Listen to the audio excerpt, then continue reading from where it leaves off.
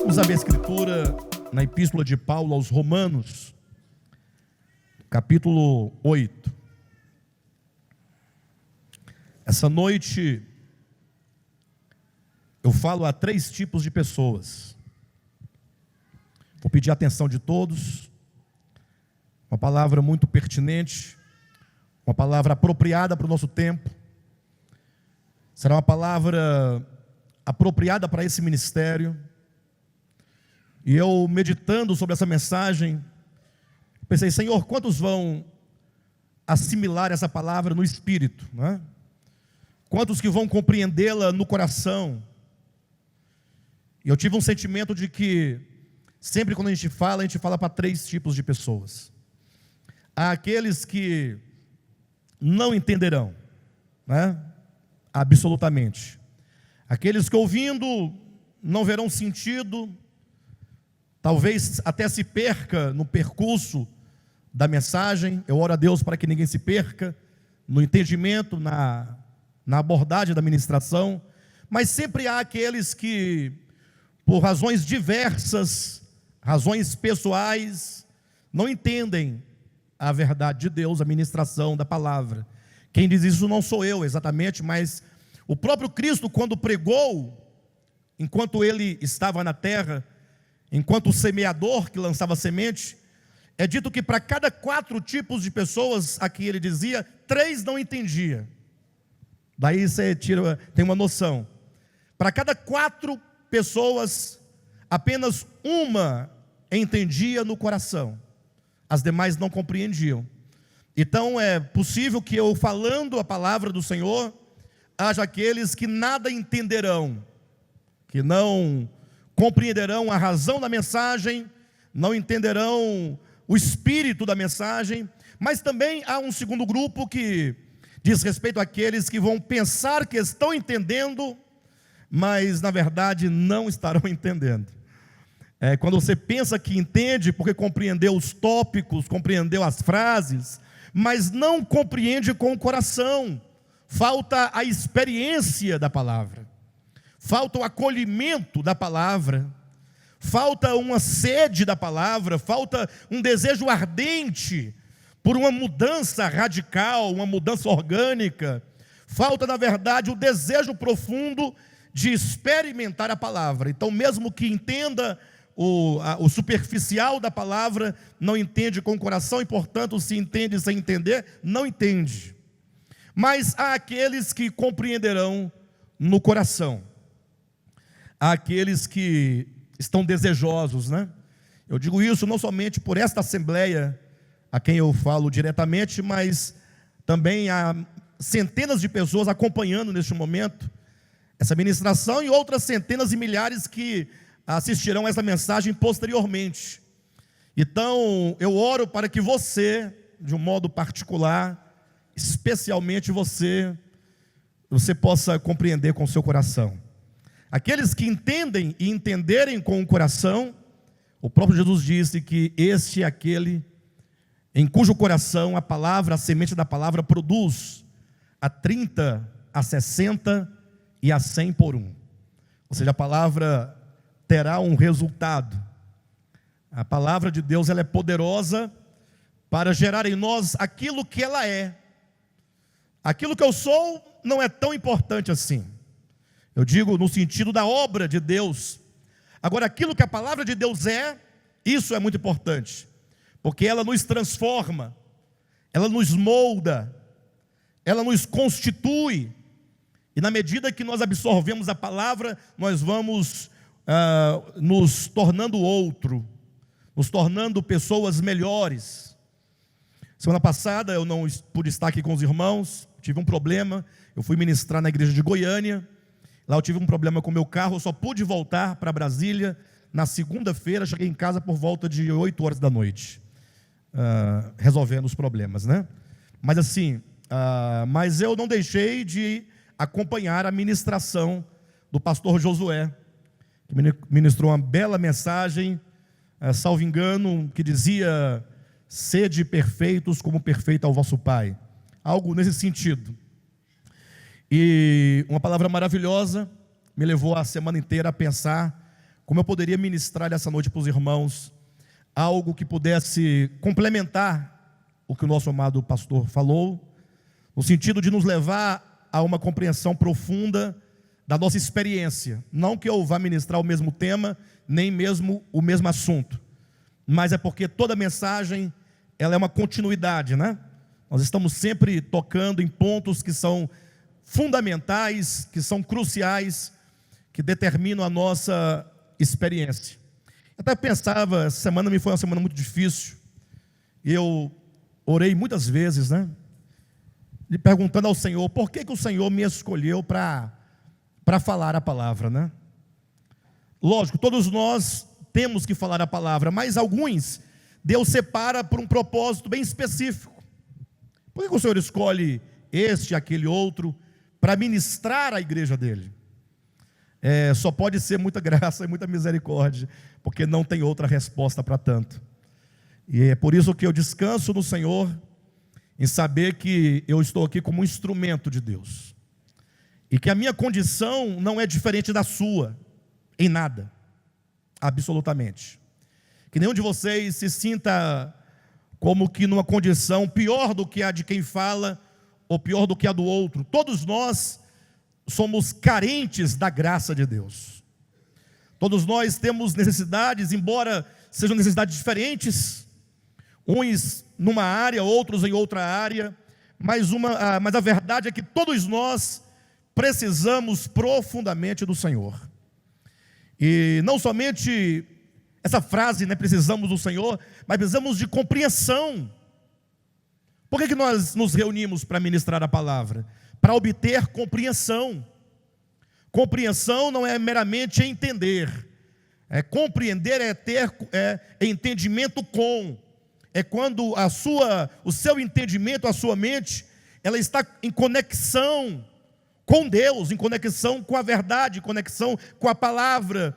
Você então não está isolado do todo, mas você tem uma experiência comum com Deus e com os demais irmãos, com os demais homens e, sobretudo, consigo mesmo. Então, essa noite eu quero ministrar algo que está aqui em Romanos capítulo 8. Eu quero que você preste bastante atenção, porque nós falaremos coisas muito profundas e muito essenciais. Poderia dizer que disto que iremos falar depende a salvação da nossa alma, tá bom? Capítulo 8, versículo, vou ler do 17 em diante. Diz assim o texto: ora, se somos filhos, somos também herdeiros, herdeiros de Deus e co-herdeiros com Cristo. Se com Ele sofremos, também com Ele seremos glorificados. Só para frisar no coração dos irmãos, repita comigo: se com Ele sofremos, também com Ele seremos glorificados. Vamos continuar. Porque para mim tenho por certo que os sofrimentos do tempo presente não podem ser comparados com a glória a ser revelada em nós. A ardente expectativa da criação aguarda a revelação dos filhos de Deus. Só para frisar no coração dos irmãos, repita comigo: a revelação dos filhos de Deus. Continuando.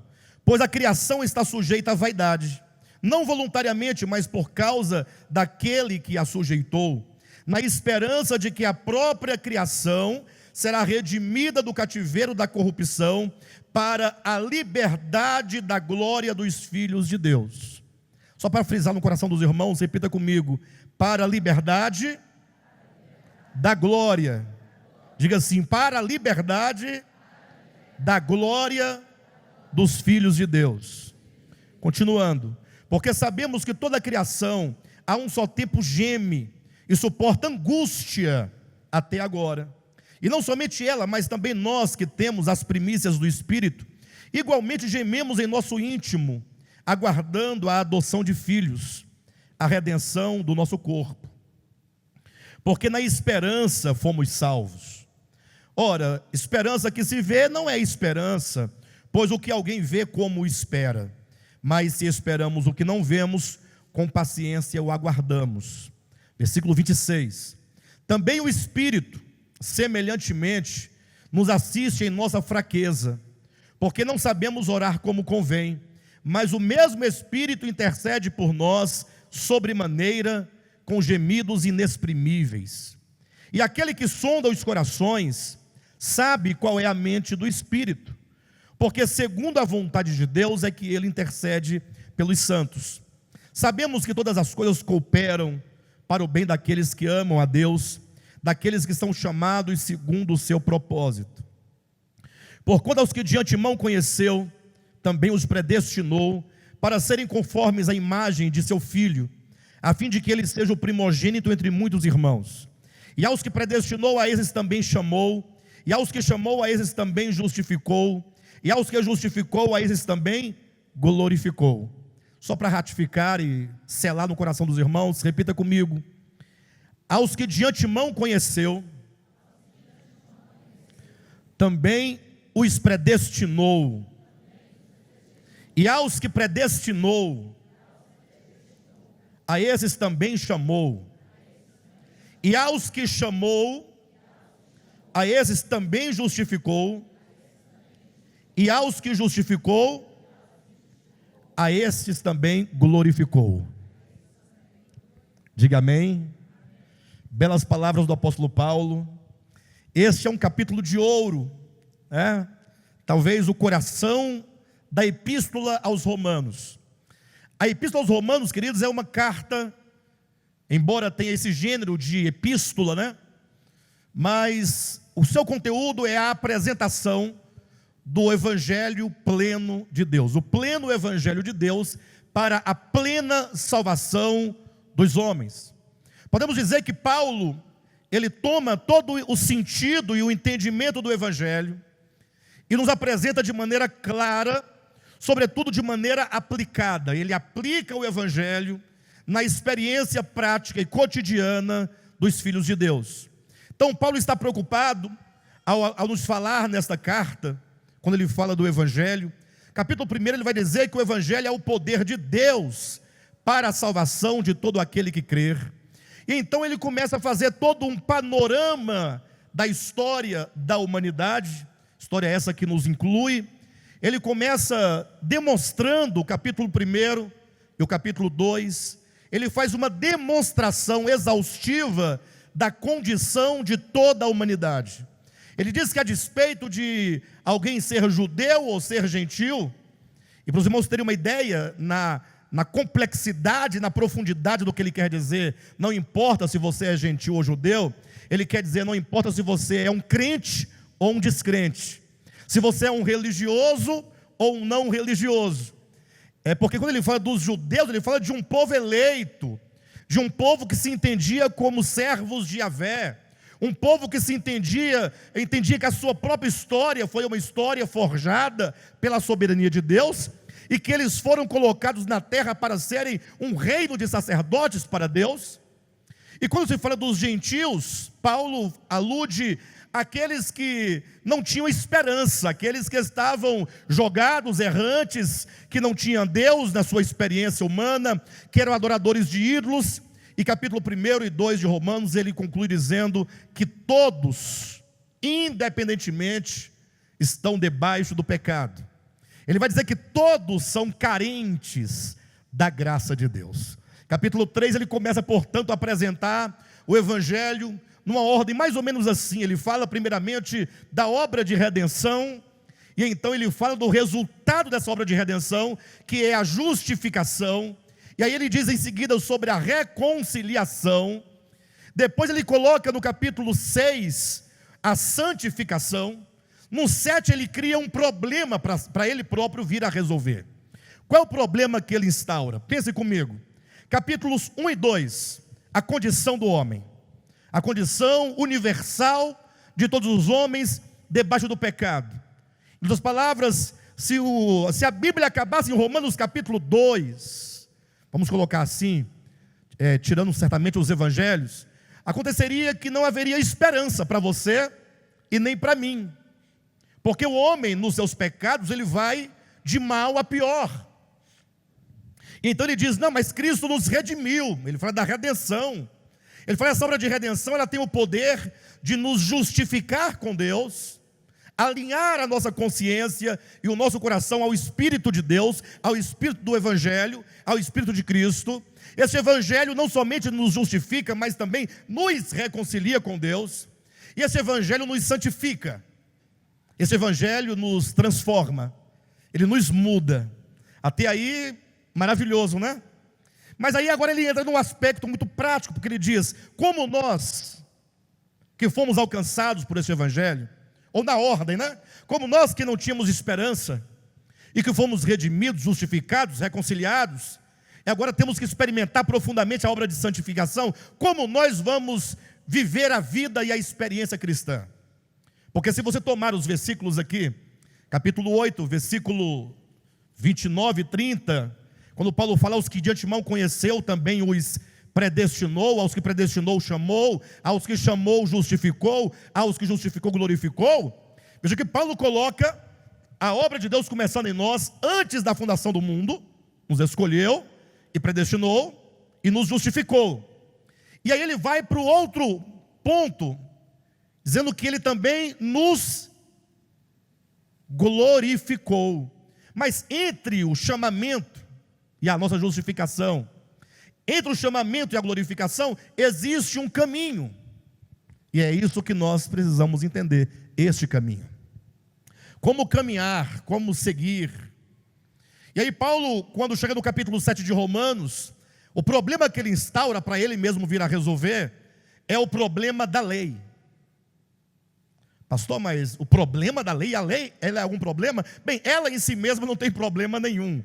Ela é santa, ela é justa, ela é boa. Ela reflete o caráter santo, justo e bom de Deus. O problema é que nós carecemos dessa bondade, dessa justiça e dessa santidade. Então, ele coloca a lei enquanto um problema, entenda, é porque ele quer nos ensinar que toda a experiência dos antepassados que tentaram servir a Deus por meio da lei, só os levaram à frustração. Ou seja, ele quer dizer que quantos decidirem ou entenderem que devem servir a Deus baseado numa lei, numa norma exterior, você vai simplesmente se enganar. Paulo diz, o seu problema é muito maior do que a mera tentativa da obediência de um mandamento externo. Você olha para a lei e você consegue ver ali uma série de ordenanças do que deve fazer, do que não pode fazer. Aí você adquire um conhecimento elementar, rudimentar, de que você não pode fazer assim, não pode fazer daquele outro jeito, que você deve fazer deste modo, proceder deste outro modo. Você passa a ter um conhecimento teórico de como viver, de como andar. E se você decide, portanto, simplesmente obedecer, você vai se frustrar. Leia o capítulo 7 de Romanos, e lá você vai encontrar Paulo dizendo, mostrando a experiência humana, que embora alguns tivessem o desejo interior de cumprir a lei de Deus, havia um problema de ordem orgânica, havia um problema de natureza psicológica, está na psique do homem, está radicado no coração do homem, que é o que Paulo chama a lei do pecado e da morte. Ou seja, o homem ele olha e fala assim, puxa, a lei é boa, maravilha, ela é santa, ela é justa, e eu quero ser santo, justo e bom, mas ao querer fazer o bem, encontro nos meus membros outra lei, que guerreando contra a lei do meu entendimento, me faz prisioneiro da lei que está nos meus membros, que é a lei do pecado e da morte.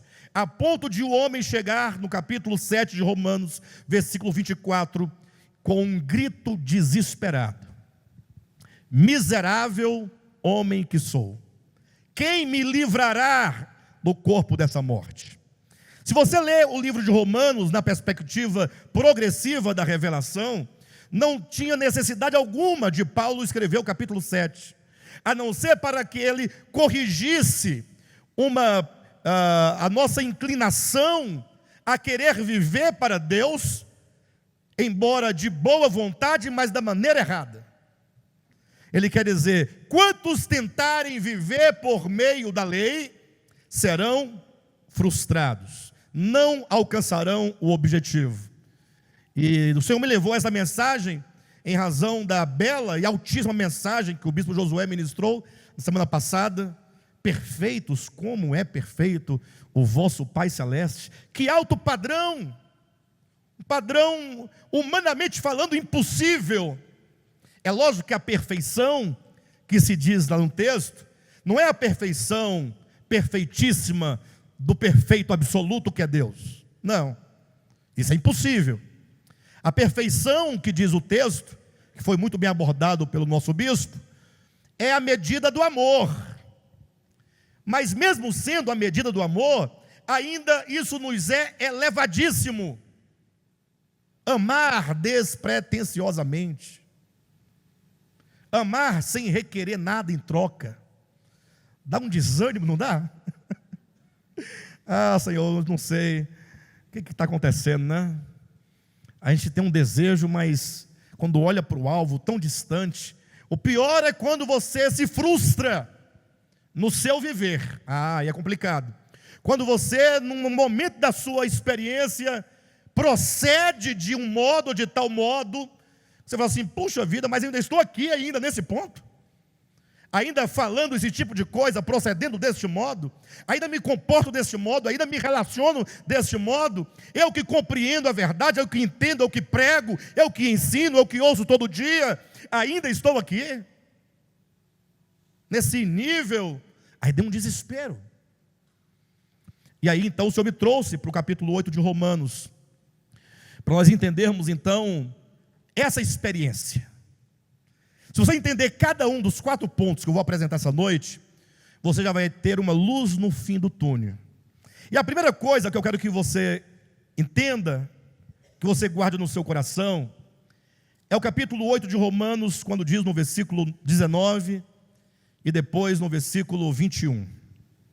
19 diz, a ardente expectativa da criação aguarda a revelação dos filhos de Deus. Versículo 21 diz que, na esperança de que a própria criação será redimida do cativeiro da corrupção para a liberdade da glória dos filhos de Deus. Então te chamo a atenção para essas duas expressões. Primeiro, para a liberdade da glória dos filhos de Deus. E, no 19, a revelação dos filhos de Deus. Ora, quando a Bíblia diz, quando Paulo fala para a liberdade da glória dos filhos de Deus, entenda que ele não está dizendo para a liberdade dos filhos de Deus, mas é para a liberdade da glória. É a glória que precisa de liberdade e de ser liberta. Alguém pergunta, pastor, mas que glória é essa e por que ela precisa de ser liberta? E somente quando ela for liberta é que os filhos de Deus se manifestarão como tais. A glória é o próprio Logos, é a vida divina, é o Espírito que está dentro de você, que está dentro de mim. A glória é a presença imanente de Deus. E este é um ponto que a cristandade ao longo de 2000 anos mais ignorou. Porque está todo mundo querendo buscar a Deus, mas querendo buscar em algum lugar. Esse é o pensamento aristotélico que prevaleceu desde o 4º século da era cristã até os dias atuais. É um maniqueísmo, é a separação, ou é luz ou é trevas. Não consegue ver que Deus está presente em toda a sua criação, e que a sua mais íntima essência, e que a minha mais íntima essência, o verdadeiro eu é o próprio Deus dentro de mim. Eu sou muito mais do que isso que vocês acham ou pensam que eu sou. E você não é mera carne, não é mera psique. Deus, quando criou o homem, ali formou o homem do pó da terra, o que ele fez? E somente no homem ele fez deste modo. Ele soprou nas narinas o fôlego de vida. Ele soprou o ruá de vida. Ele soprou o pneuma de vida. Ele soprou o espírito de vida. Está aí dentro de você. Não ignore isso. Não é sem razão, capítulo 8 de Romanos, depois do capítulo 7 vem o 8. O 7 ele diz: pela lei você não vai conseguir nunca. Saiba disso. Você nunca vai alcançar o padrão divino na tentativa de cumprir mandamentos, por melhor ou maiores que sejam tais mandamentos, por mais nobre que seja o mandamento. Você fala assim: irmão, nós temos que amar. É verdade ou é mentira? Temos que amar ou não temos que amar? Mas você não vai conseguir pela via da lei, pela via coercitiva, pela via da obrigação, pela via do dever. Porque você vai tentar amar, mas vai chegar um momento que você vai encontrar um problema. Você vai encontrar dentro de você uma lei que guerreia contra a lei do seu entendimento. Qual é a lei do seu entendimento? Eu quero amar o meu próximo, eu quero ser perfeito como perfeito é o Pai Celestial. Mas há outra lei, uma lei orgânica, ontológica, do ser, do coração, da consciência, que não te permite, porque essa natureza, ou que seja essa lei do pecado, é uma lei de egoísmo, é uma lei severa, é uma lei que é totalmente contra tudo o que se chama Deus. Por isso que após o capítulo 7, quando Paulo diz que você não conseguirá, no capítulo 8 ele começa: agora pois, já nenhuma condenação há para os que estão em Cristo Jesus. Por quê? Por que que não há nenhuma condenação para os que estão em Cristo Jesus? Alguém tem uma resposta? Porque Cristo morreu por mim. Seria uma boa resposta, sim ou não? Sim ou não? Seria, ué. Não há nenhuma condenação porque Cristo morreu por mim. Isso é bonito, mas não é tudo, é incompleto. Paulo, está de brincadeira. Falar que Jesus morreu por mim é incompleto? Não é que a morte de Cristo é incompleta, é o seu entendimento que está incompleto.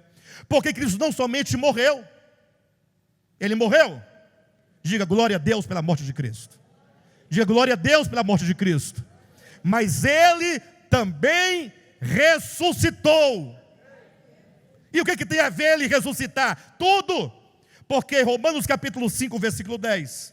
Se pela morte do seu Filho, se pela morte do seu Filho nós fomos reconciliados, muito mais agora. Diga comigo: se pela morte do Filho fomos reconciliados. Vamos tirar o nós. Se pela morte do Filho eu fui reconciliado, muito mais agora. Não, está muito fraco isso, muito mais. Vocês gritaram ontem mais forte para o Flamengo. É lógico. Você não, mas aqui só tem flamenguista aqui nessa igreja. Aqui quem não é flamenguista é vascaíno. Misericórdia. Vamos seguir adiante. Vamos lá? Se pela morte do seu Filho eu fui reconciliado com Deus, muito mais, agora serei salvo pela sua vida, pela sua vida. Pela morte sou reconciliado, pela vida eu sou salvo. Romanos 5,10. Está na sua Bíblia. Capítulo 8 diz: assim pois, já nenhuma condenação há para os que estão em Cristo Jesus. Por quê? Por quê? Porque a lei do Espírito de vida. Que lei é essa? É aquele sopro, lá, quando Deus formou o homem do pó da terra, e soprou nas suas narinas o Espírito de vida. Pastor, não concordo, lá é uma coisa que é outra. É porque você pensa que existem vários Espíritos de Deus. Daqui a pouco serão vários Espíritos de deuses. Espírito de Deus é só um. Ele não tem um espírito para gerar no início, outro para regenerar, outro para santificar. É o Espírito de vida, é que nos salva. É Ele que garante o quê? A lei do Espírito de vida te livrou. Quem é que te livra da lei do pecado e da morte? É a lei do Espírito de vida. Pastor, é o espírito de vida ou é a lei do espírito de vida? É o espírito de vida. Paulo coloca como lei, porque ele quer dizer, se você entender que existe uma glória dentro de você, que é o espírito de Cristo em você, que é o Logos em você, que é Deus imanente em você, se você compreender que Ele está aí dentro de você, essa presença se torna uma lei. O que é uma lei? É invariável. Fatalmente você será salvo. É impossível. Se eu, por exemplo, soltar esse celular desta altura, quantos acreditam que ele vai flutuar? Não acredita? E que ele vai subir? Acredita que ele vai subir? Quem acreditar, eu vou pedir o seu celular emprestado para eu fazer o teste. Me dá o seu iPhone aí. Me dá o seu iPhone, o seu Apple. Eu quero soltar aqui. Quando eu soltar esse celular, ele vai fazer o quê? Ele vai cair. Certeza? E se eu fizer isso lá no Japão? Lá no Pedregal, Piauí, lá em Lima, lembraram alguma coisa? O que vai acontecer? Ele vai sempre. É fatal. Como é que chama? Lei da gravidade. Lei do espírito de vida. Você vai experimentar uma salvação interior, orgânica. Somente ela te liberta da lei do pecado e da morte. Para uma lei interior de consciência caída, lei do pecado e da morte, somente uma lei superior, interior, orgânica, para tratar com os lugares mais profundos da nossa alma. Primeira coisa, essa glória de que Paulo fala, está aí dentro. Esta glória que é o Espírito, o sopro divino, que é a lei do Espírito de vida, que é o Espírito de Deus, que é o Logos divino, é o Deus imanente em você. Essa glória que é o reino de Deus está em vós. Esse reino é um reino que foi perdido. Está dentro de você, mas está perdido. E o grande problema é esse, é encontrá-lo aí dentro. Esse reino aí dentro é aquilo que Paulo diz assim, olha, presta atenção, que os homens foram criados para buscar a Deus. E os homens então se põem a buscar a Deus tateando. Tateando lembra alguém que tem um problema visual e porque não pode enxergar com os olhos físicos, ele procura enxergar com as mãos. Tateando, com o tato. E vai com as mãos à frente, tentando encontrar. E porque ele não enxerga, quantas vezes você pega algo e você diz, encontrei a Deus, mas não é. Quantas vezes você diz que tinha encontrado a Deus? Há um jargão muito comum no meio cristão, no dia que eu encontrei o Senhor, eu me encontrei com Cristo no dia tal, do mês tal. Então você se encontrou mesmo com Ele? É a pergunta que eu faço. Mas não leve a mal não, é uma pergunta mais natural possível, para nós entendermos o que está acontecendo conosco. A pessoa vai ali tateando e Paulo diz, se bem que eu não sei se tateando se pode encontrar. Por quê? Olha a explicação de Paulo. Porque quem procura tateando pensa que ele está à frente. E Paulo diz, ele está mais perto do que você imagina. Porque nele você existe. Puxa vida, eu estou aqui, ó. Se eu me mover para cá, eu só posso me mover nele, ele está aqui. Ele me absorve completamente. É o que o salmista Davi diz, tu me cercas por detrás e por diante. Para onde eu fugirei do teu espírito? Nele vivemos, nele existimos, nele nos movemos, nós estamos totalmente absorvidos dele. Esse reino está aí dentro de você, não busque esse reino fora de você. Não levante suas mãos para o céu. Pastor, como é que é? Agora pronto, nem posso levantar, não levante. Quem diz é Paulo, capítulo 10 de Romanos. Não diga em teu coração, quem subirá aos céus para trazer do alto a Cristo? E também não diga quem descerá ao abismo para trazer dentre os mortos, porque a palavra, o verbo, o logos está dentro de ti, na tua boca e no teu coração. É aí que ele está. Esta é a glória. Glória não é você entrar numa abóboda azul safira. Nem sei se essa azul safira existe, mas eu imaginei, a gente fica imaginando um céu, os anjos de um lado batendo as asas, outros do outro lado batendo as asas, e no meio um tanto de anjo com 6 asas cada um. É tanta asa, tanta pena. E você de branco no meio, estou na glória. Não, essa glória é o próprio Deus dentro de você. Ele é a tua salvação, Ele é a tua cura, Ele é a nossa libertação. Agora veja, pastor, estranho, meio esquisito buscar dentro de você, meio nova era. Essa é a nova era, viu? Primeiro que os crentes, eu não tenho nada a ver com isso. Eu estou só devolvendo o seu questionamento. Não estou ratificando a nova era. Estou dizendo, se a nova era viu primeiro que os crentes, eu não tenho nada a ver com isso. O fato é que Deus habita dentro de nós e que o homem foi criado para ser templo, habitação de Deus. Ponto final. Pastor, mas só é habitação quando Deus entra, quando Ele vem, quando eu me converto, quando eu me batizo, aí Ele vem e entra. Para onde é? De onde é que Ele vem? De onde é que Ele vem? Como é que Deus pode vir ou ir para algum lugar, se Ele é inamovível? Ele não se move, porque não existe espaço que não esteja dentro dEle, porque tudo que existe, existe nele. Tempo, espaço, criaturas, lugares, porque Ele transcende a tudo.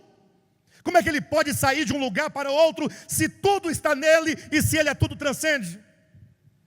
Então Ele está aí.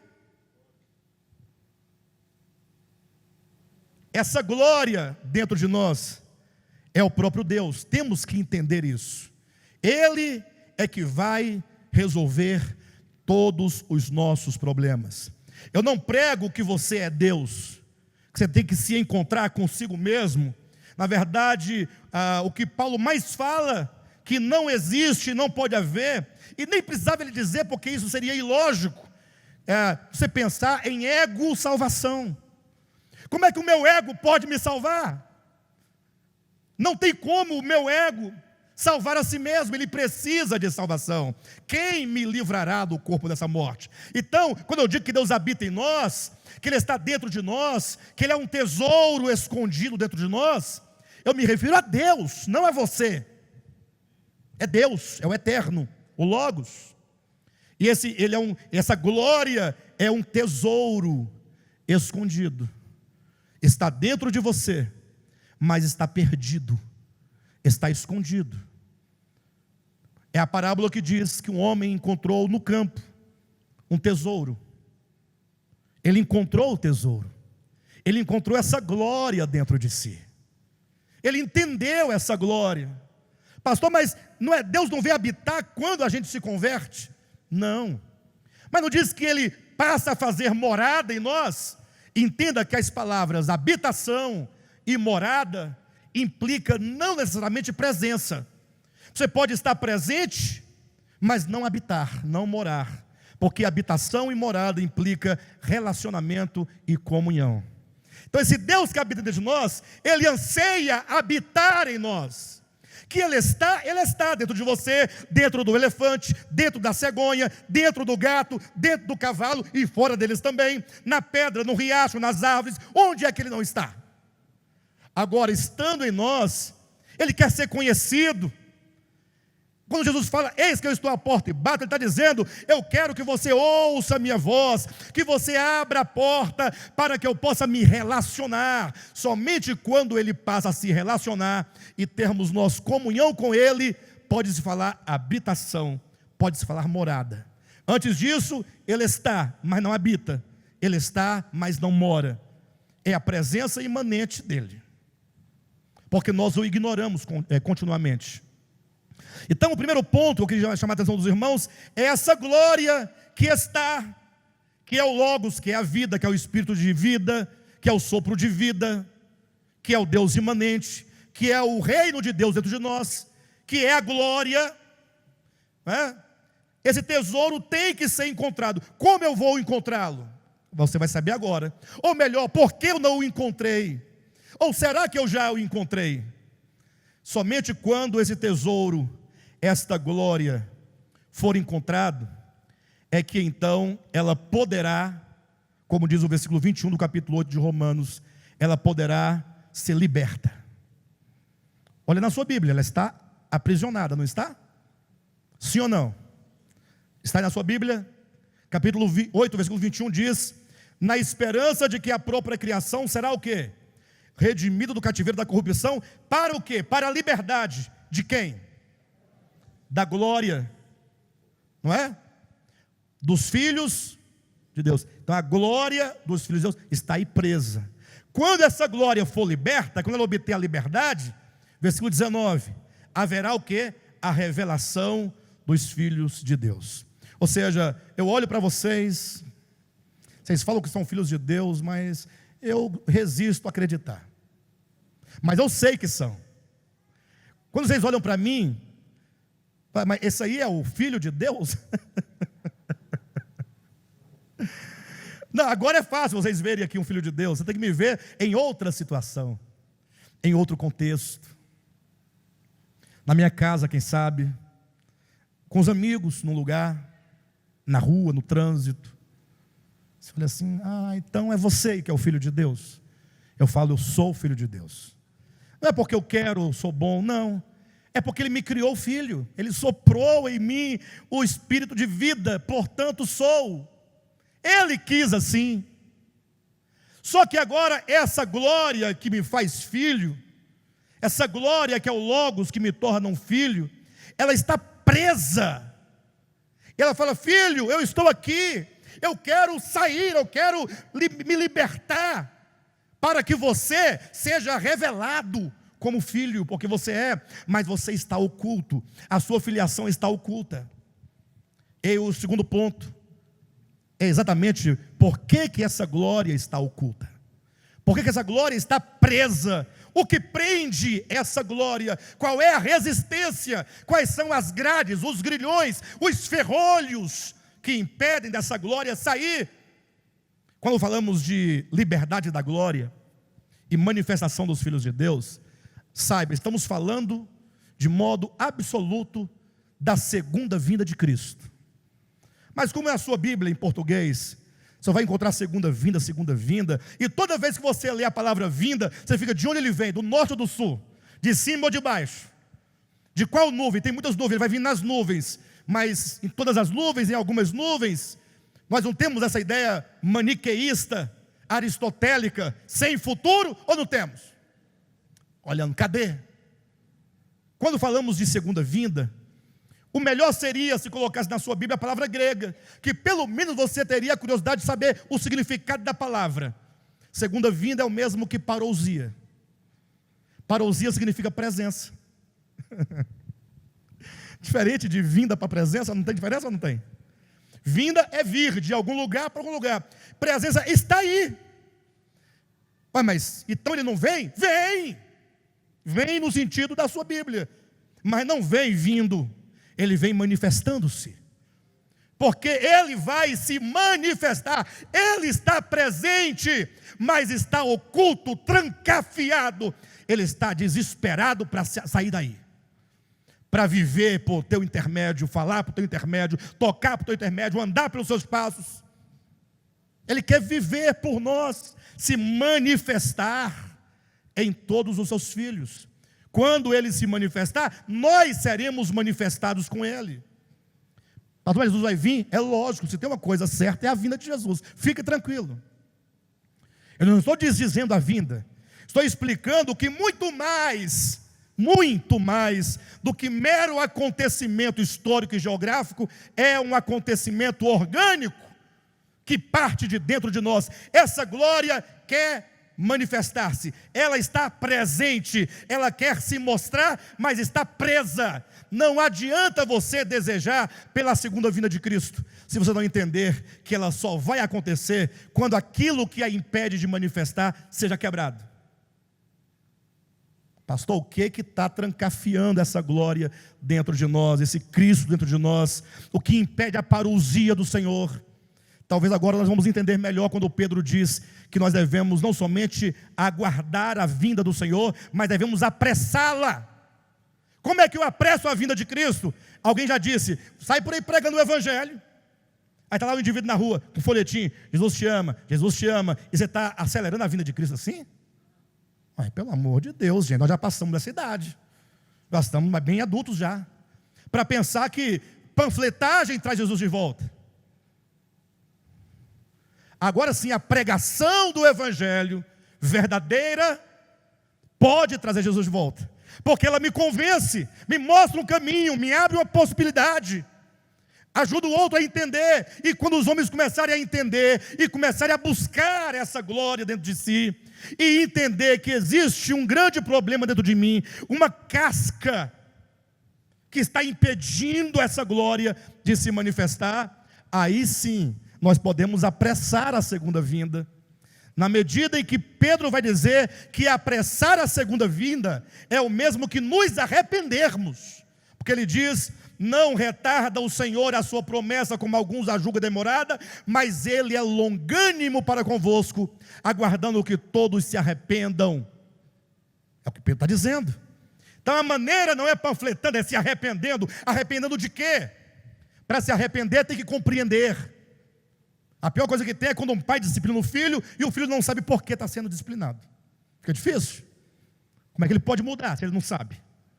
Então, o que está bloqueando a manifestação da glória, esse é o segundo ponto, é o nosso ego.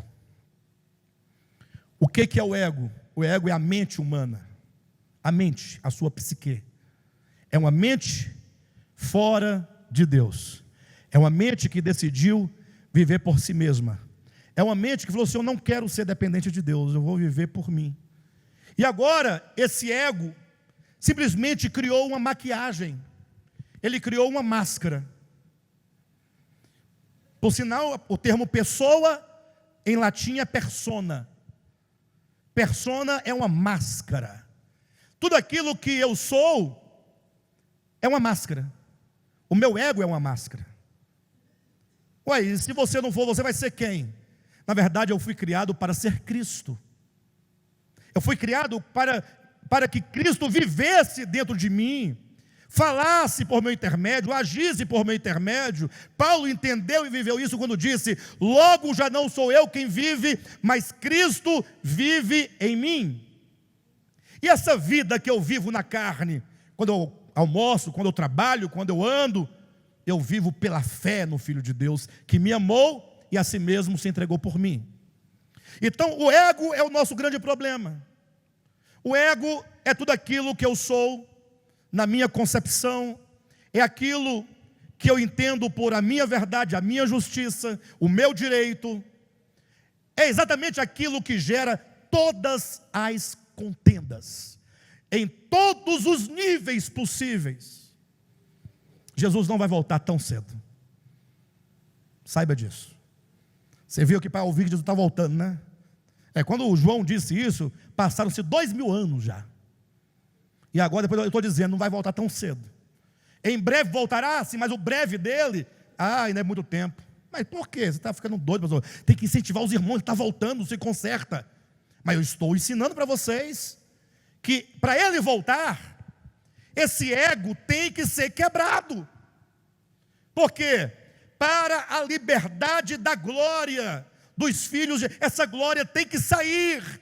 E o que impede que ela saia é o meu orgulho, é a minha presunção, é a minha arrogância, é a minha temeridade em viver por mim mesmo. É quando diz lá em Jeremias: é o homem que faz do seu braço mortal a sua força. Mas a culpa não é de Deus, Deus é longânimo para conosco. A demora da vinda de Cristo é longanimidade. Eu já ouvi gente dizer assim: Jesus podia voltar logo agora.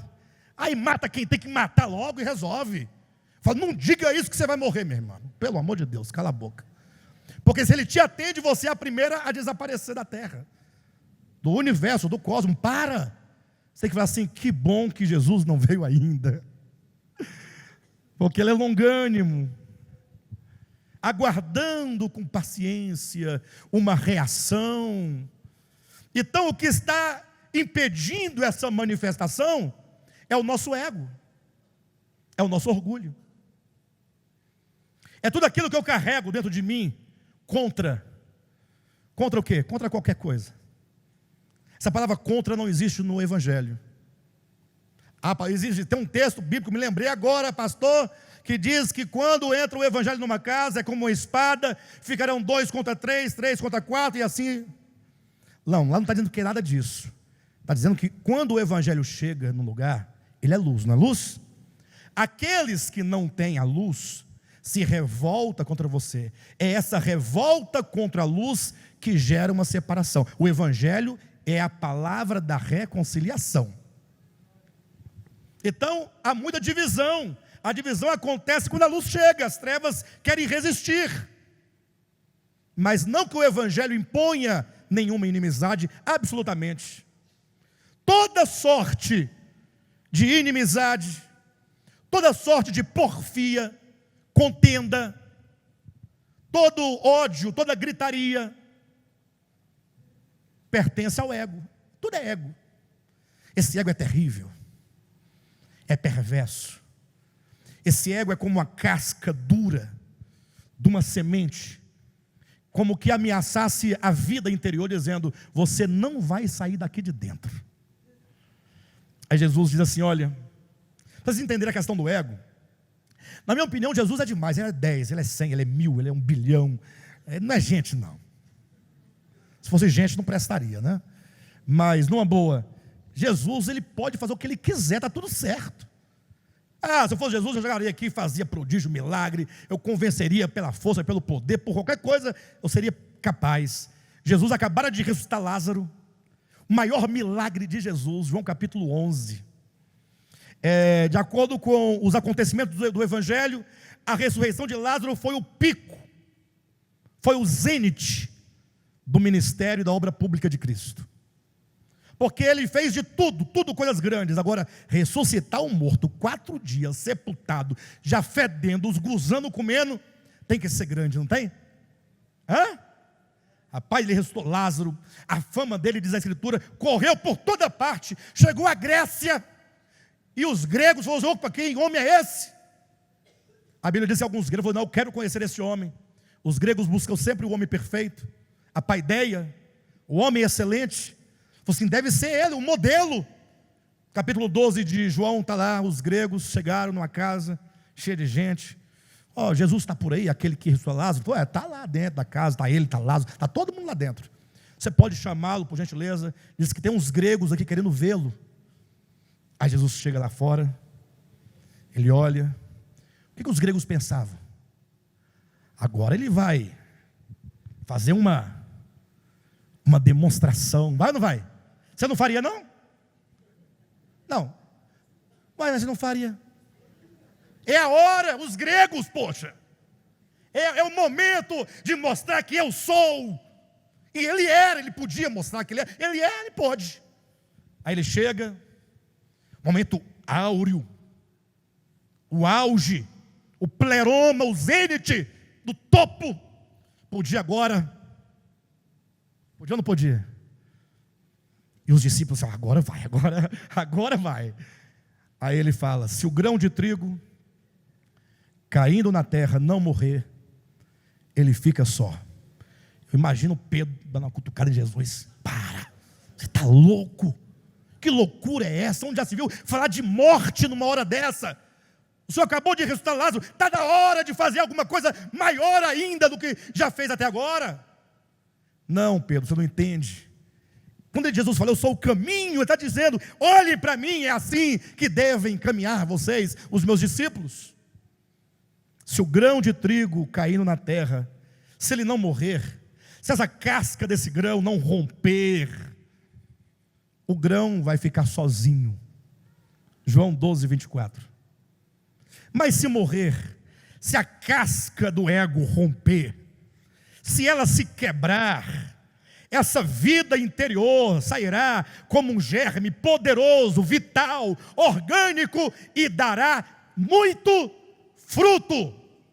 Em outras palavras, não é possível que você produza frutos enquanto essa casca do ego não romper. Entenderam?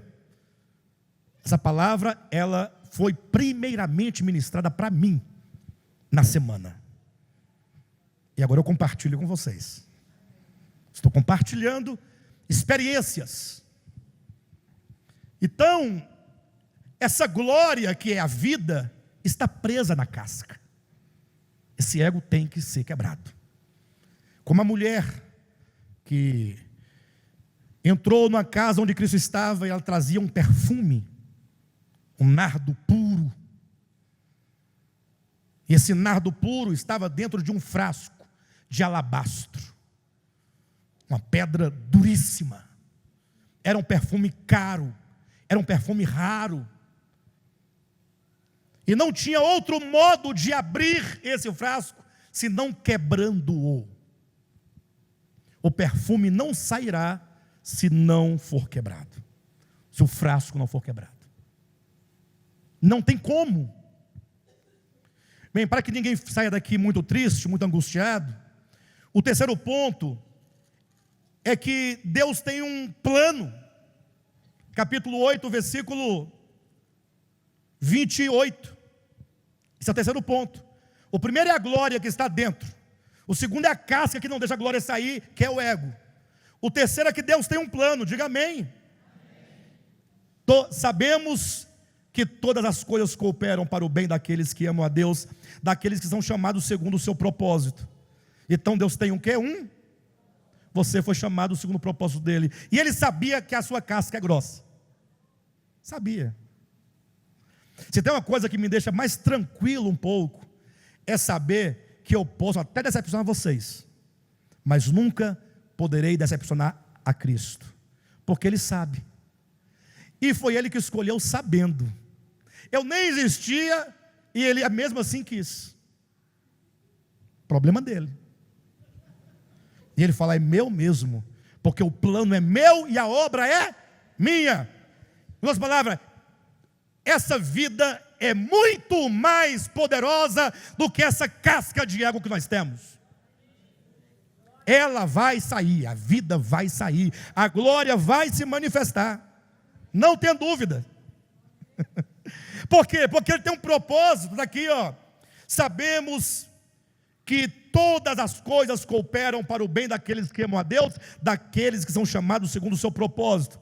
E como o tempo não me permite abordar melhor o texto, só olha para a sua Bíblia e veja que no versículo 29 diz, aos que de antemão conheceu também os predestinou, e no final do 30 diz também glorificou. Ou seja, Ele conheceu, o texto original quer dizer, Ele amou a você eletivamente, porque Ele te amou, Ele te predestinou, porque te amou, predestinou, te chamou, porque amou, predestinou, te chamou, justificou, e por fim Ele também glorificou. Nem diz glorificará, para você saber que a obra é dele.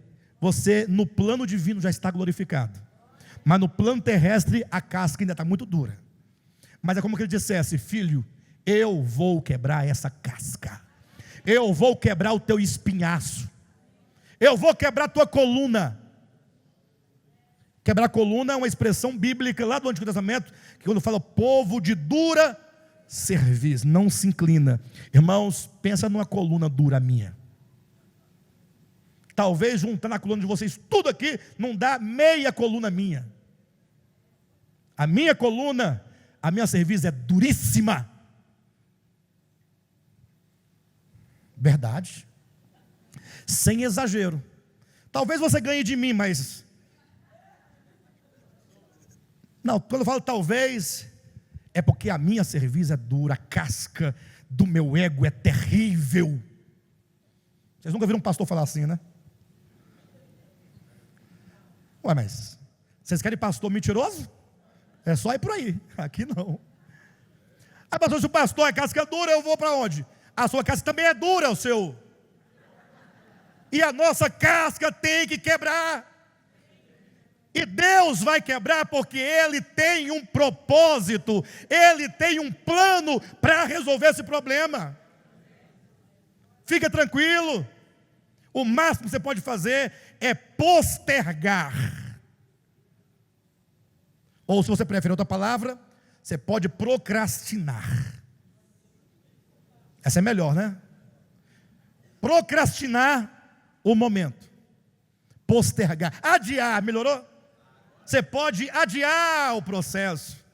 Igual Jonas, né? Eu falei assim: Jonas, vai pregar em Nínive? Ele falou: não vou. Jonas tinha uma serviço. Sabe por que Jonas não queria pregar? Quem sabe aqui?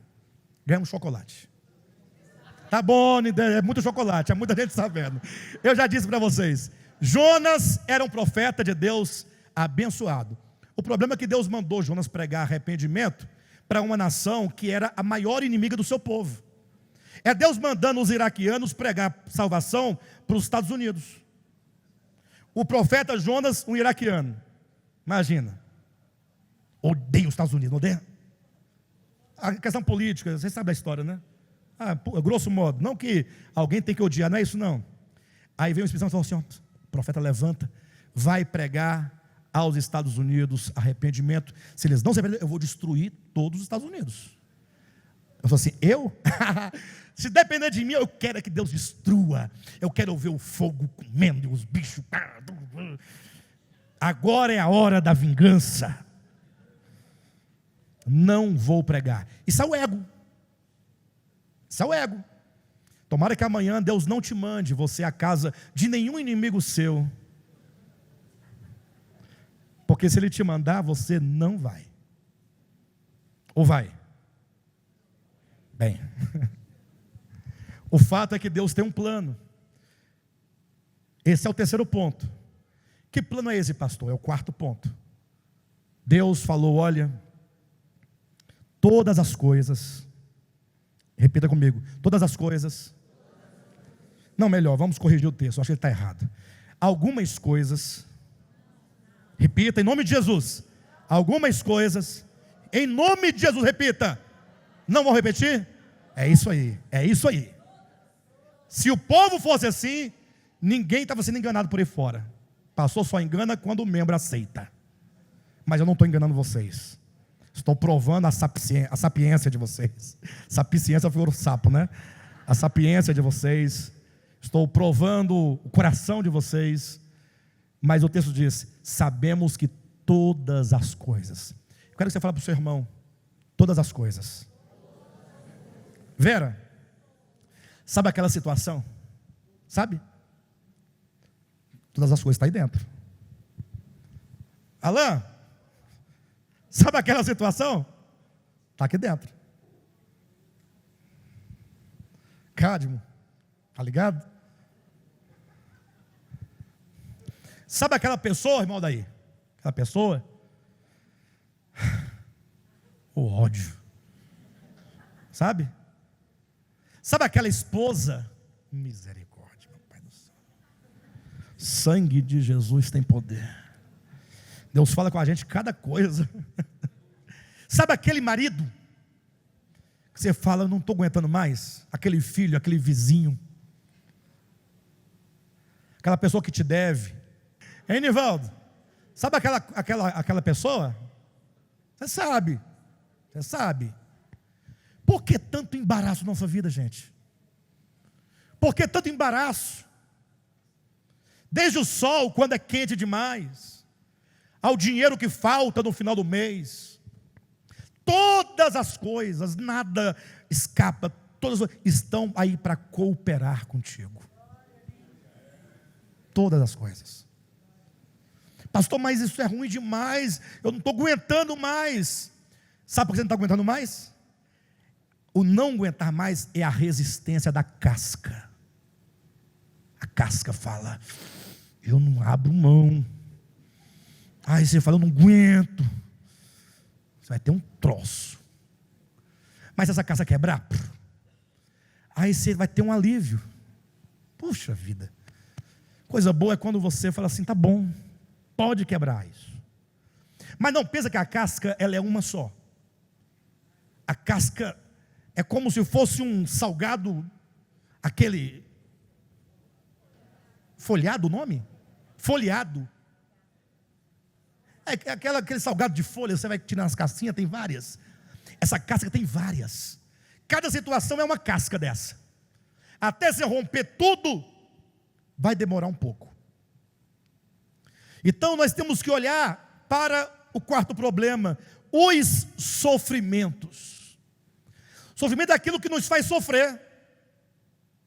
Talvez para você o que eu sofro não seja sofrimento para você. Talvez o que é sofrimento para você não seja para mim.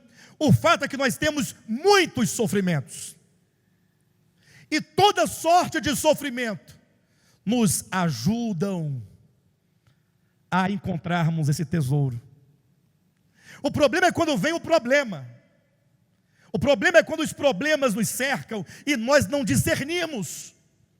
E nós achamos que é o diabo que está furioso. Achamos que é o outro que não presta. Achamos que é o outro que tem que mudar.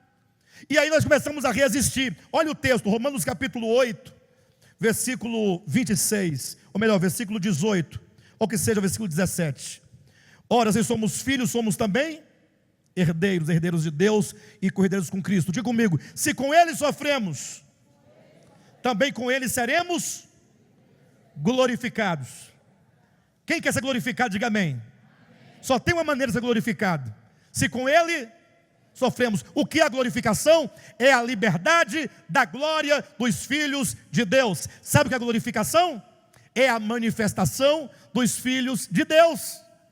Ou seja, você é filho, mas essa filiação, essa vida está presa e ninguém pode ver, e ela quer sair. E para todos aqueles que estão entendendo essa mensagem, só para quem está entendendo, no coração de todos que entendem essa verdade, existe um gemido profundo. Capítulo 8, versículo 23. E não somente ela, mas também nós que temos as primícias do Espírito, igualmente gememos em nosso íntimo, aguardando a adoção de filhos. Esse gemido dentro de todos nós chega a ser uma angústia, chega a ser um desespero. É uma vontade que sabe que está distante, mas que não desiste. Essa angústia, esse clamor, como diz o texto, né? Esse gemido é o próprio Cristo dentro de nós dizendo: filho, você precisa clamar, Abba, Pai.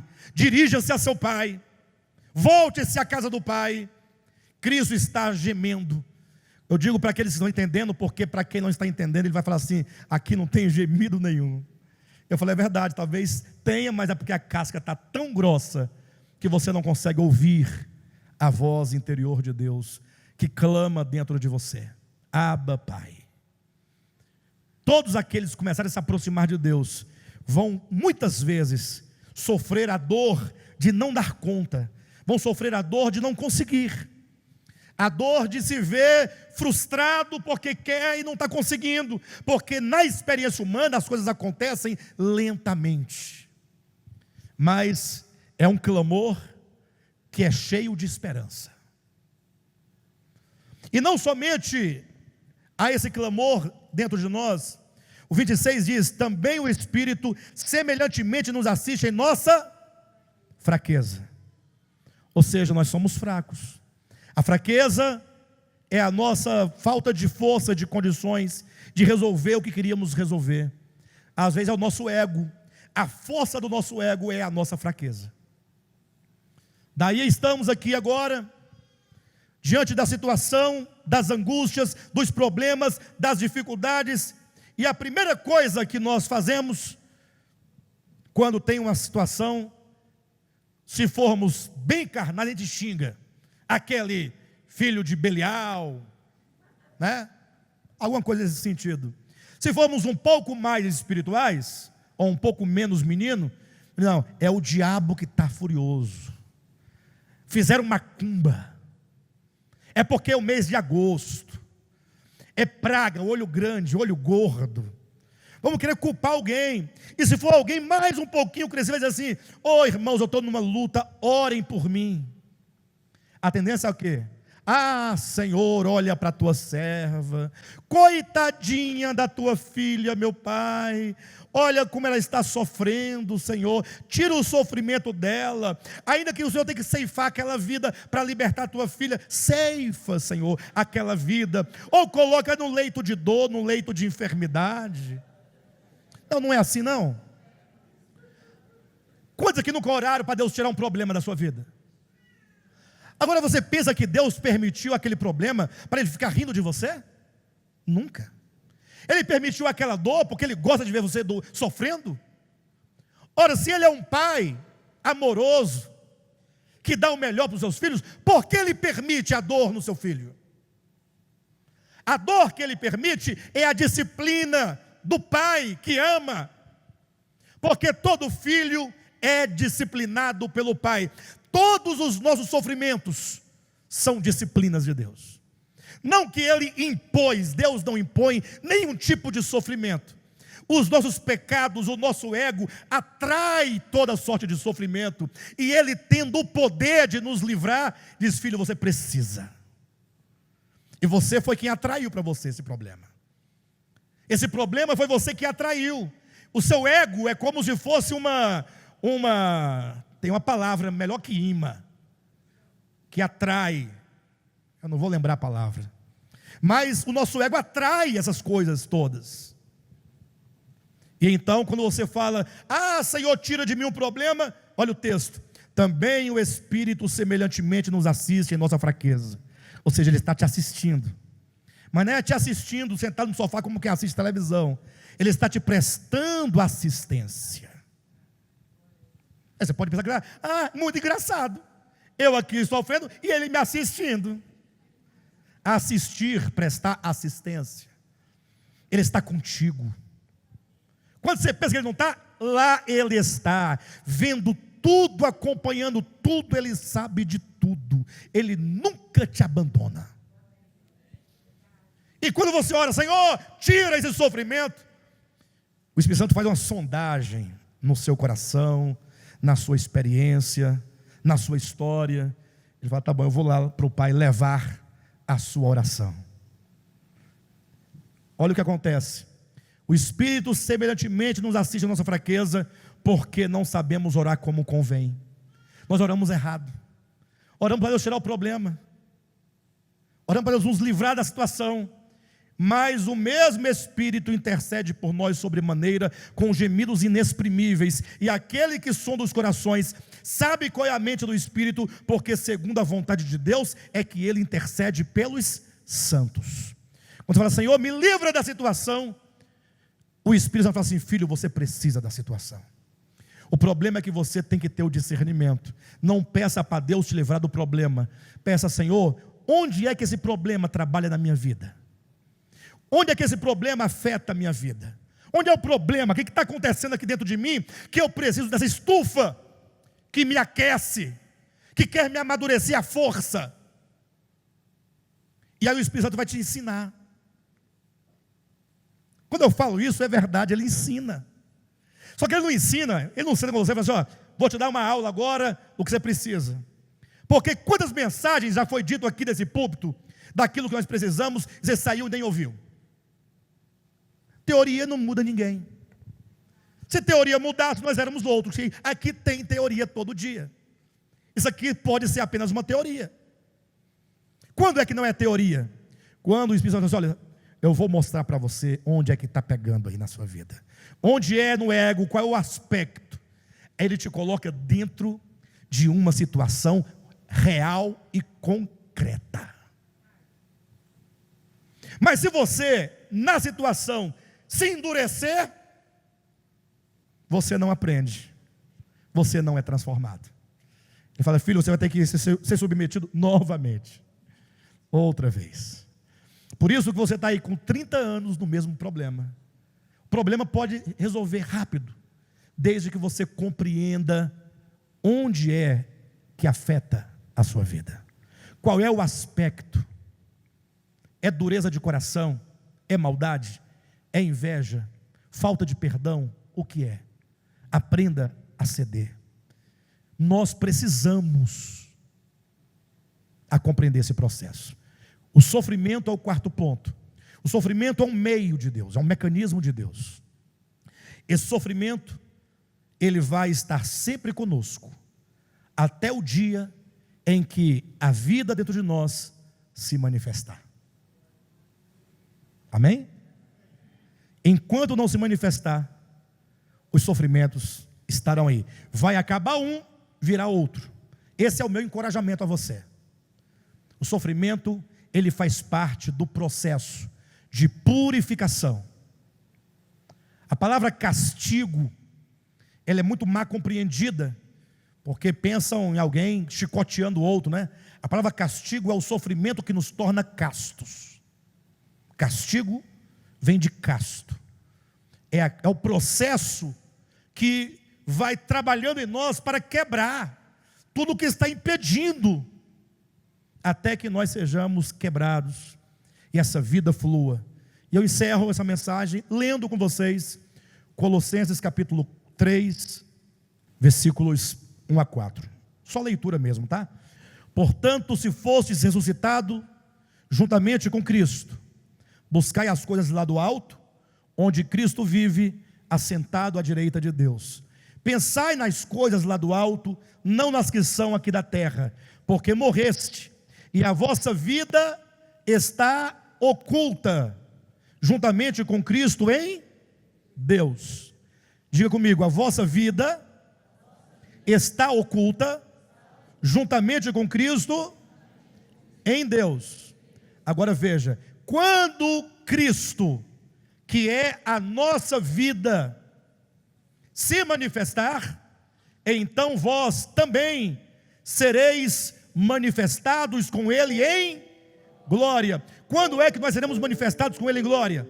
Quando Cristo se manifestar. Quando é que os filhos de Deus serão revelados e manifestados? Quando Ele se manifestar em nós ou lá na nuvem? Como é que diz o texto? Quando Cristo, que é a nossa vida, quando Cristo, que é a nossa vida, se manifestar, então vós também sereis manifestados com Ele em glória. Será um grande dia. Amém?